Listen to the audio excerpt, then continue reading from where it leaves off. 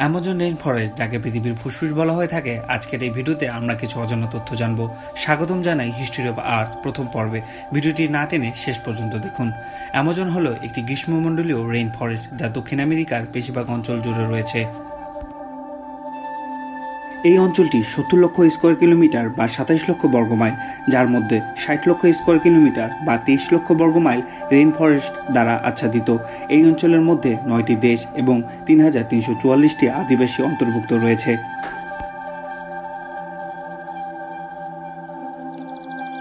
Amazon rain ফরেস্টের প্রায় 60% ব্রাজিলে, বাকি অন্যান্য 8টি দেশের মধ্যে ভাগ করা হয়েছে।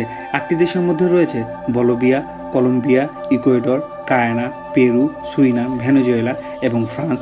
পৃথিবীর সবচেয়ে বিপজ্জনক কিছু প্রাণীর আবাসস্থল রয়েছে এখানে।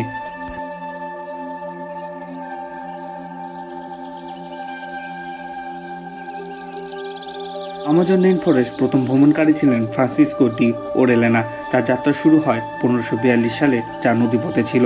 ওরেলেনা তার পর্যবেক্ষণে 1540-এর দশকে অ্যামাজন বরাবর একটি জটিল সভ্যতার খোঁজ করেছিল। অ্যামাজন প্রাক কলম্বিয়া কৃষি সমৃদ্ধ এবং জনবহুল সমাজকে সমর্থন করার জন্য যথেষ্ট উন্নত ছিল। এই বিশ্বাস করা হয় যে ইউরোপ থেকে গুটি বসন্তের মতো রোগের বিস্তারের কারণে পরবর্তীতে সভ্যতা ধ্বংস হয়ে গিয়েছিল। এই সভ্যতা বিংশ শতাব্দীর প্রথম দিকে ব্রিটিশ অভিযাত্রী পার্সি ফাউসের দ্বারা অনুসন্ধান করা হয়েছিল, যার অভিযানের ফলাফল অনিশ্চিত ছিল এবং তিনি তার শেষ যাত্রায় রহস্যজনকভাবে অদৃশ্য হয়ে যায়। এই হারিয়ে যাওয়া সভ্যতার নাম ছিল জেট শহর।